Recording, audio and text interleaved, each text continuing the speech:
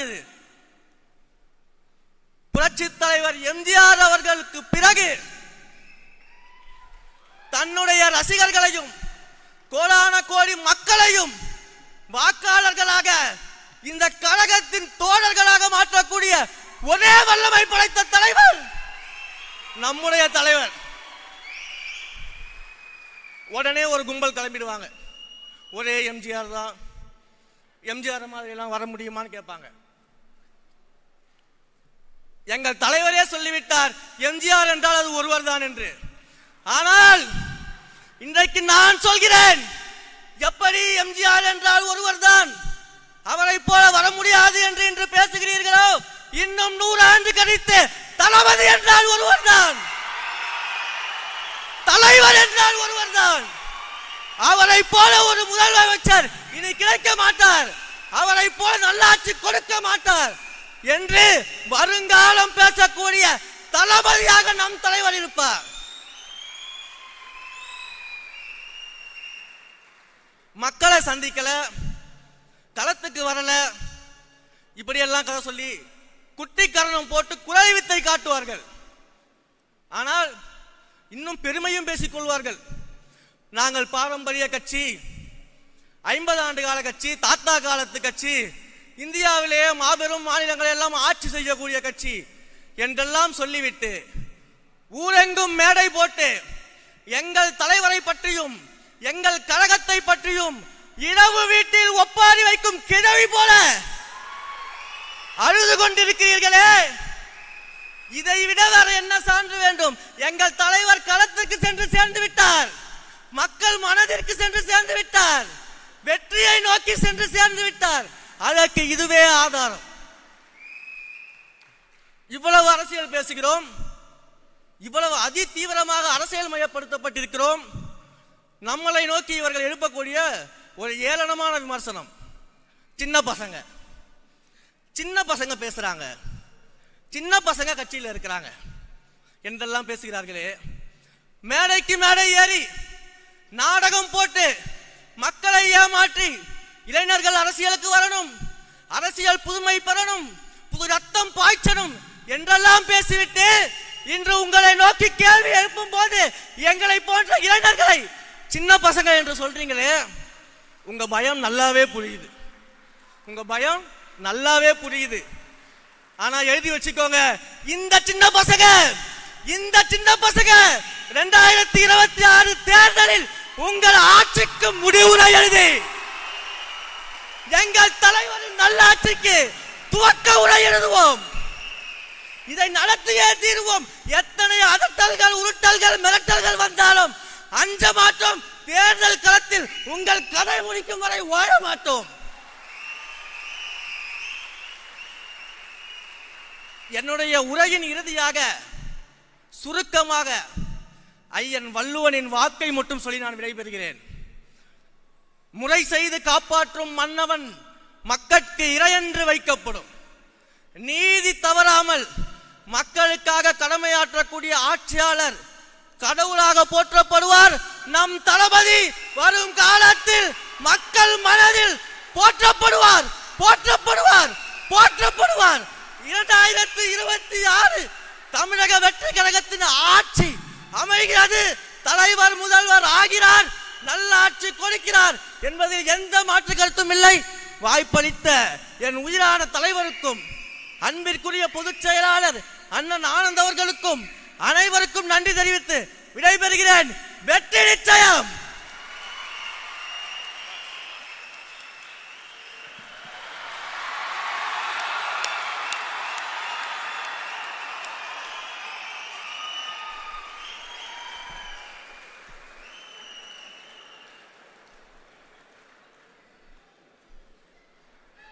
அருமை அருமை. நீ சின்ன பையனே இல்லப்பா, நீ ரொம்ப பெரிய பையன்.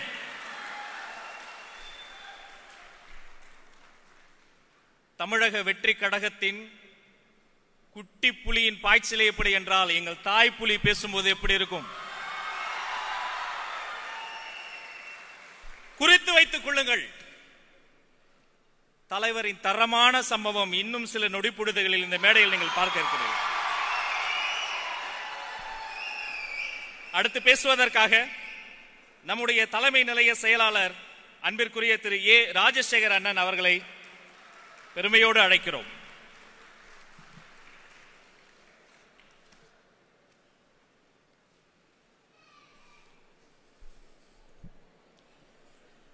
தலைவர், பொதுச் செயலாளர், பொருளாளர் உள்ளிட்ட அனைவருக்கும் வணக்கம். நான் ரொம்ப நேரம்லாம் பேச மாட்டேன், எனக்கு பெருசாக பேசவும் வராது.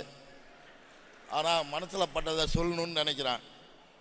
நம்ம தலைவருக்கு எதை எந்த நேரத்தில் எப்படி செய்யணும்னு நல்லாவே தெரியும். அதனால் தலைவரும் தலைமை கழகமும் 2026 தேர்தலுக்கு என்ன செய்யணுங்கிறத அவங்க பார்த்துப்பாங்க. ஆனால் நம்ம செய்ய வேண்டியதை நாம் செய்யணும், செஞ்சே ஆகணும். அது என்னன்னா, தேர்தலுக்கு இன்னும் கொஞ்சம் காலம்தான் இருக்குது. அதுக்குள்ளே நம்ம யாருன்றத நம்ம எதிரிகளுக்கு காட்டணும், அதே மாதிரி மக்களுக்கும் காட்டணும். அதுக்கு ஒரே ஒரு வேலை தான் இருக்குது. அது ராத்திரி பகல் பார்க்காம, ஓய்வு பார்க்காம உழைக்கணும், உழைச்சிக்கிட்டே இருக்கணும். அதை மட்டும் செஞ்சுட்டாலே போதும். தமிழக சட்டசபையில் நம்ம தலைவருக்கு சிஎம்மாக உட்கார போகிறது கன்ஃபார்ம் ஆகிடும். நன்றி, வணக்கம்.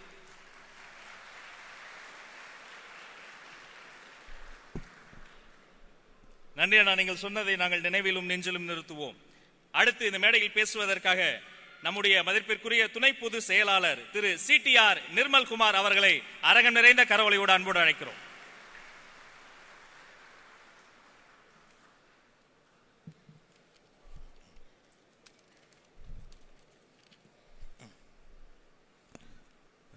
இந்த மாபெரும் வரலாற்று சிறப்புமிக்க பொதுக்குழு கூட்டத்திற்கு தலைமையேற்று நம்மை வழிநடத்தி கொண்டிருக்கும் நமது தமிழக வெற்றி கழகத்தின் தலைவர் அண்ணன் விஜய் அவர்களே, பொதுச் செயலாளர் அண்ணன் ஆனந்த் அவர்களே, பொருளாளர் அண்ணன் வெங்கட்ராமன் அவர்களே, தேர்தல் மேலாண்மை பொதுச் செயலாளர் சகோதரர் ஆதவ் அர்ஜுன் அவர்களே, தலைமை நிலைய செயலாளர் அண்ணன் ராஜசேகர் அவர்களே, கொள்கை பரப்பு துணை செயலாளர் சகோதரி தஹிரா அவர்களே, உறுப்பினர் சேர்க்கை பிரிவு செயலாளர் சகோதரி விஜயலட்சுமி அவர்களே, மற்றும் இங்கே வருகை புரிந்திருக்கும் அனைத்து மாவட்ட செயலாளர்கள் மற்றும் பொதுக்குழு உறுப்பினர்களுக்கு என்னுடைய வணக்கத்தை தெரிவித்துக் கொள்கிறேன். கிட்டத்தட்ட கட்சி ஆரம்பிச்சு 1.5 வருஷம் ஆச்சு, 1 வருஷம் 2 மாசம் ஆச்சு. 2 மாசத்துல தமிழகம் முழுவதும் ஒரு புது உணர்வு, கிட்டத்தட்ட எல்லா இடத்துலையும் அது உணர முடிகிறது. என்னன்னு பாத்தீங்கன்னா, பொதுமக்கள் கிட்டத்தட்ட 40-50 ஆண்டுகளாக 2 தலைமுறைன்னு சொல்லலாம், அரசியலை விட்டே ஒதுங்கி வெறுத்து ஒதுங்கி இருந்த பொதுமக்கள், பெண்கள், இளைஞர்கள் இன்னைக்கு இந்த 1 வருஷமாக ஒவ்வொரு அரசியல் நிகழ்வையும் உற்று நோக்கி கவனிச்சு ஆரம்பிச்சிருக்காங்க. எல்லாரும் அதை உணர்ந்திருப்போம். உங்க எல்லாத்தையும் கேட்டிருப்பாங்க, கட்சி ஆரம்பிச்ச முதல் நாள் முதல் ஒவ்வொரு நிகழ்ச்சியும், தமிழக வெற்றி கழகத்தின் ஒவ்வொரு நிகழ்ச்சியையும் பொதுமக்கள் உற்று நோக்கி கவனிச்சு உங்க எல்லாத்தையும் கேட்டுட்டே இருப்பாங்க. என்ன மீட்டிங் போனீங்களா, வந்தீங்களா, எப்ப அடுத்த மீட்டிங்கு கேட்டுட்டே இருப்பாங்க. இது ஒண்ணுமில்லை, கிட்டத்தட்ட மக்கள் 40 ஆண்டுகளாக 50 ஆண்டுகள் அரசியலும் அரசியல்வாதிகளையும் பார்த்து வெறுத்த மக்கள் ஒரு மாற்றத்தை விரும்ப ஆரம்பிச்சிருக்காங்க. ஒரு மாற்றம் தேவைன்னு நினைக்க ஆரம்பிச்சிருக்காங்க. ஏன்னா இந்த 40-50 ஆண்டுகளாக இப்ப இருக்கிற இந்த அரசியல் தலைவர்களும் சரி, மற்ற கட்சியினரும் சரி, ஒரு பெரிய வித்தியாசத்தை வச்சிருக்காங்க. அரசியல்வாதிகள்னா ஒரு உயரமாகவும், பொதுமக்கள்னா ஒரு கீழையாகவும், இவர்களுக்குள்ள இடைவெளி, மிகப்பெரிய இடைவெளி. அதில் வெறுத்த மக்கள் தான் மாற்றமாக தமிழக வெற்றி கழகத்தை பார்க்க ஆரம்பிச்சிருக்காங்க.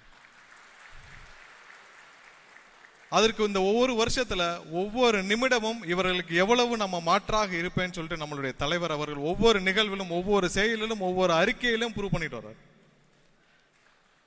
அதுல ஒரு சின்ன நிகழ்வு, என்னை பாதித்த ஒரு நிகழ்வை பத்தி சொல்றேன். இன்னைக்கும் அந்த தீர்மானத்தை நிறைவேற்றிருக்கோம். பரந்தூர் தீர்மானம், பரந்தூர் விமான நிலையம் பற்றிய தீர்மானம். நிறைய பேருக்கு வெளியில் இருக்கவங்களுக்கு தெரியாது அந்த பரந்தூர் தீர்மானத்தோடைய பத்தி. ஏன்னா அது ஒரு விமான நிலையம், அங்க ஒரு விமான நிலையம் வரப்போகுது, அங்க இருக்கிற மக்களை வேற இடத்திற்கு மாற்ற போறார்கள், அது ஒரு போராட்டம் இப்படின்னு தான். ஏன்னா வெளியில் இருக்கவங்களுக்கு அதை பத்தி புரிதல் கம்மியாக இருக்கலாம். இதுக்கு அந்த போராட்டக்குழுவோடு கிட்டத்தட்ட 2 வருடமாக நாங்கள்லாம் ஒருங்கிணைஞ்சு அந்த மக்களுக்கு ஏதாவது நல்ல விஷயம் செய்ய முடியுமா அப்படின்னு பல முயற்சிகள் எடுத்தோம். எல்லாம் செவுத்துல அடிச்ச பந்து மாதிரி திரும்ப வந்துச்சு. ஏனென்றால் அந்த விமான நிலையம் கட்டப்போவது மிகப்பெரிய ஒரு அதானி மாதிரியான ஒரு குழுமம், ஒரு 20,000 கோடி ப்ராஜெக்ட்னு வச்சுக்கோங்க. அந்த ப்ராஜெக்டை சுற்றி அடுத்த 10 வருடங்களுக்கு கிட்டத்தட்ட 1.5 லட்சம் கோடி அளவுக்கு ஒரு வர்த்தகம், அதாவது வணிக வளாகங்கள், மிகப்பெரிய ஒரு ஷாப்பிங் மால், இன்ஃப்ராஸ்ட்ரக்சர் டெவலப்மெண்ட், இப்படி வரப்போறது 1.5 லட்சம் கோடி அளவுக்கான மிகப்பெரிய திட்டங்கள். அப்ப இந்தியா முழுவதும் இருக்கிற மிகப்பெரிய அதிகார மையங்கள் தலையிட்டுள்ள ஒரு ப்ராஜெக்ட் அது. அதில் நாங்கள் நிறைய முயற்சி செய்தோம், ஏதாவது அந்த மக்களுக்கு ஒரு விடிவு காலம் கிடைக்குமான்னு சொல்லிட்டு. ஏனால் கிட்டத்தட்ட 10,000 பொதுமக்கள், ஏழை எளிய மக்கள் அங்கேருந்து வேரோடு நகர்த்த போகிறாங்க. அது ஒரு மிகப்பெரிய வழி. என்னன்னா, அந்த இடத்த பற்றி நம்ம சொல்லணும்னா, அதில் நிறைய நீர்நிலைகள் மாற்றப்படுகிறது, இயற்கை பேரழிவுகள் நிறைய இருக்கு, நிறைய நீர் வழித்தடங்கள் அழிக்கப்பட போகிறது, பெரும்பாலானது விளைநிலங்கள். அதையும் தாண்டி அங்கே இருக்கிற ஏழை மக்களுக்கான காம்பன்சேஷனாவது ஒழுங்காக கொடுங்கன்றதான் இப்போ அவங்களுடைய ஒரே குறிக்கோள். இதை பற்றி எந்த அரசியல் கட்சியும் பேசவில்லை, எந்த அரசியல் கட்சி தலைவர்களும் பேசவில்லை. அப்போதான் இந்த தீர்மானம் வந்தது. இந்த தீர்மானம் வந்து அந்த மக்களோட 1000 நாட்கள் போராட்டத்திற்கு மிகப்பெரிய ஒரு வெளிச்சம் இந்த தீர்மானம். அந்த தீர்மானம், அதாவது நம்மளுடைய முதல் மாநாடு விக்கிரவாண்டி மாநாட்டில் வந்த தீர்மானத்தை பற்றி நான் சொல்கிறேன்.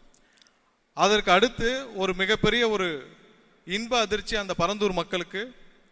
தன்னுடைய முதல் அரசியல் பயணத்தை பரந்தூர்லேருந்து துவங்குவேன்னு அறிவிச்சார் நம்மளுடைய தலைவர் அவர்கள். சாதாரண விஷயம் இல்ல. முதல் தீர்மானம் நிறைவேற்றப்பட்ட பொழுதே எவ்வளவு பெரிய அழுத்தங்கள் வந்திருக்கும்னு புரிய முடியும். தலைவர் அவர்களுக்கும் இங்க இருக்கிற நிர்வாகிகளுக்கும் எவ்வளவு பெரிய அழுத்தம், ஏன்னா அவ்வளவு பெரிய லாபிகள் இன்வால்வ் ஆன இந்த இடம்.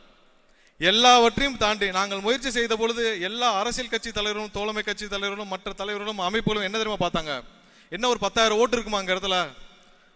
10,000 பேர் இருப்பாங்களா அப்படின்னு பார்த்த இடத்தில் அந்த 10,000 பேரையும் 10,000 ஊரிலாக பார்த்தார் நம்மளுடைய தலைவர் அவர்கள். இதுதான் ஒரு தலைவனுக்கான வித்தியாசம். எல்லாரும் 10,000 ஓட்டா பார்த்தாங்க, 10,000 உயிராக பார்த்து அவர்களுக்காக களத்தில் வந்து நின்றார் நம்மளுடைய தலைவர் அவர்கள். இந்த தலைமையை தான் இன்னைக்கு தமிழக மக்கள் தேடிக்கிட்டு இருக்கு. நமக்காக உண்மையாக உழைக்கும் ஒரு தலைவன் தேவை, உண்மையாக உழைக்க ஒரு கட்சி தேவை.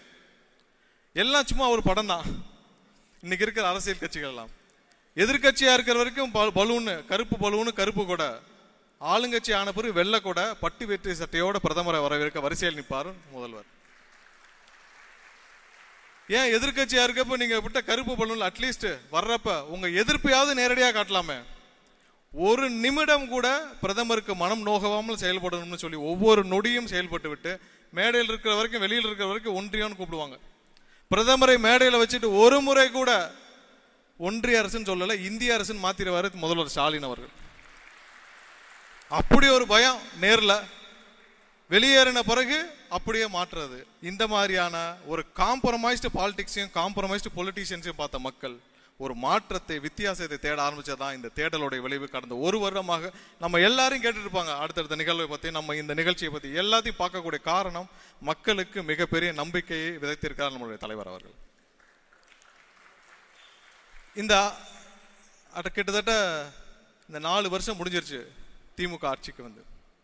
4 வருஷமா மக்கள் நல திட்டங்களை விட்டுருங்க, மக்கள் நல செயல்களை விட்டுருங்க, மக்கள் விரோத செயல்களை தவிர இவர்கள் எதுவுமே செய்யவில்லை. இதுலயே ரொம்ப கொடுமையான விஷயம் என்ன தெரியுமா? ஒரு அண்ணா நகர்ல ஒரு பாலியல் வன்கொடுமை, ஒரு குழந்தை பாலியல் வன்கொடுமை செய்யப்படுகிறார். அதை 2 நாள் இன்வெஸ்டிகேஷன்ல ப்ராப்ளம் எல்லாம் முடிஞ்சது. உயர்நீதிமன்றம் தலையிட்டு சிபிஐ விசாரணைக்கு உத்தரவிடுறாங்க.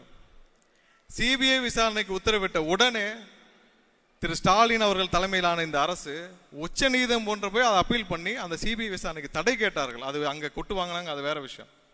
என்ன சொல்ல விரும்புறாங்க அவங்க?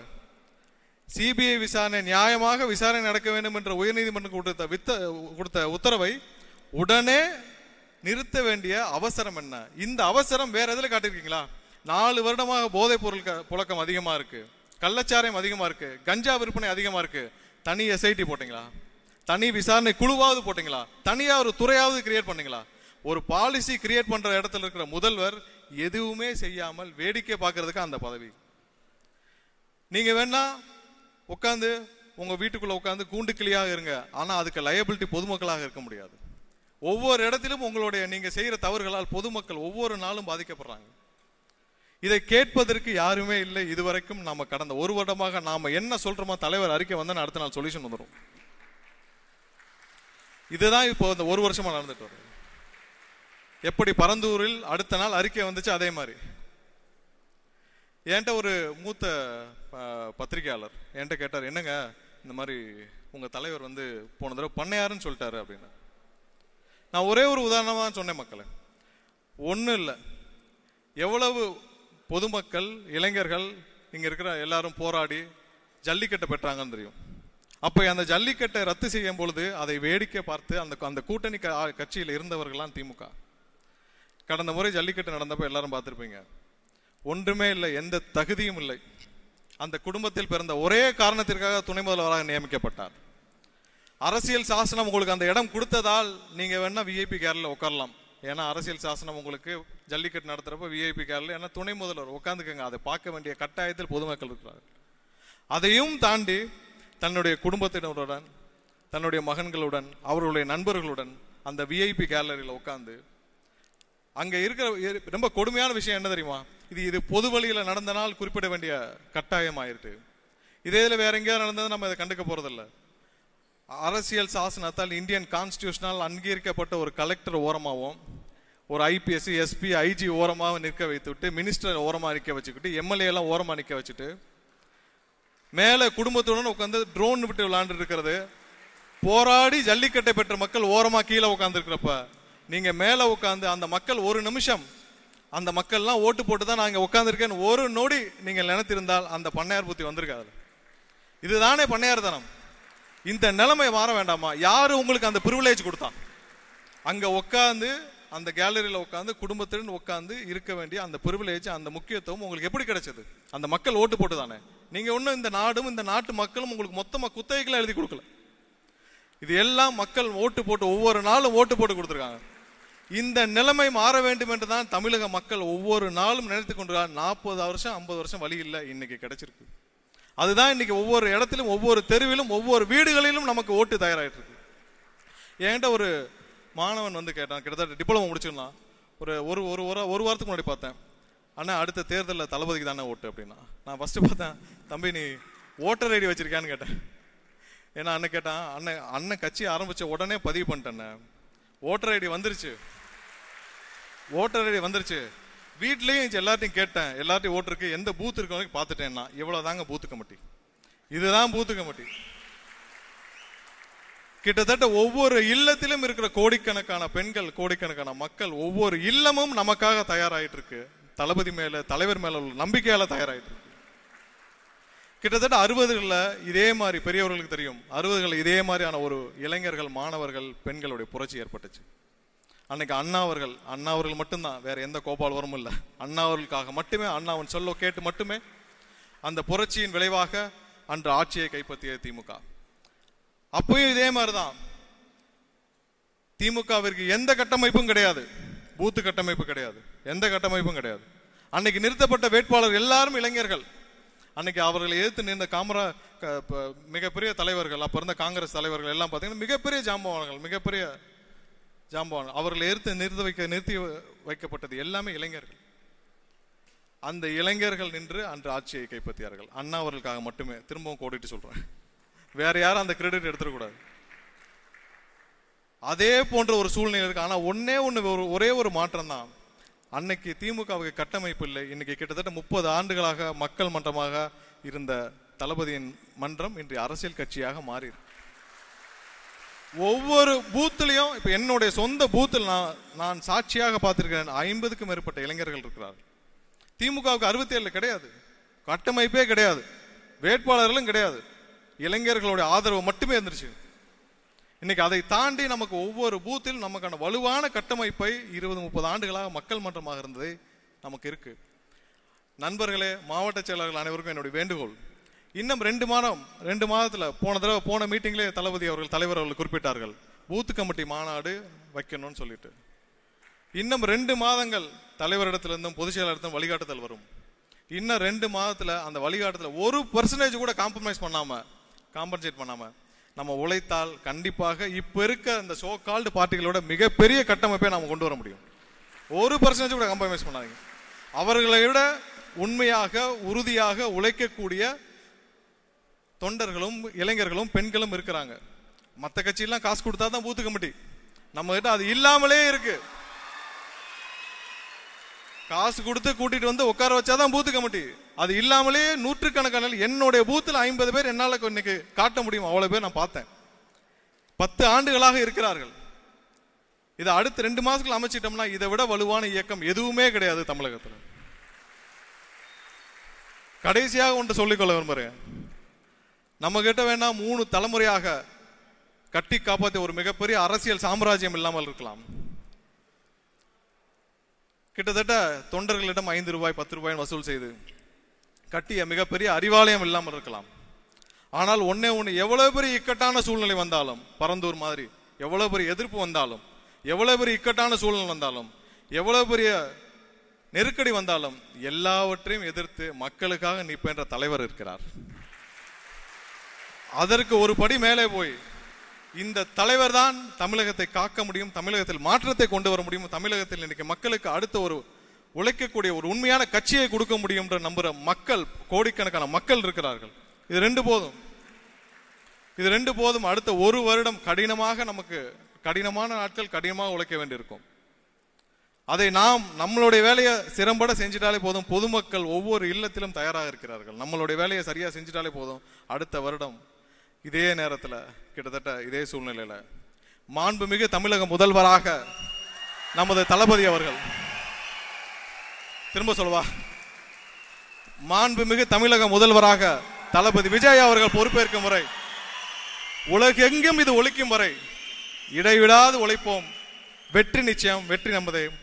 இந்த வரலாற்று சிறப்புமிக்க பொதுக்குழு கூட்டத்திற்கு எனக்கு இந்த வாய்ப்பை அளித்த அனைவருக்கும் என்னுடைய நன்றி தெரிவித்துக் கொண்டு, தலைவருக்கு என்னுடைய நன்றி தெரிவித்துக் கொண்டு விடைபெறுகிறேன். நன்றி, வணக்கம். நன்றி அண்ணா.